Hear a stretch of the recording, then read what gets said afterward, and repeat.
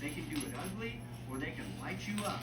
Last year, they mostly won a bunch of slugfests.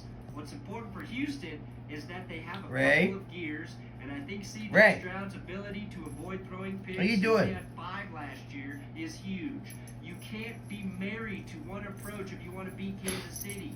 You have to adapt, just like they can. Only Tom Brady could beat them. He too couldn't be married. We're going to see DeMeco Ryans as that kind of head coach. We know he's a good one, but it takes an elite tactician. Somebody wants to go to Five Below. Andy Reid or John Harbaugh for that matter. Bills Mafia is revamping for 2025. It's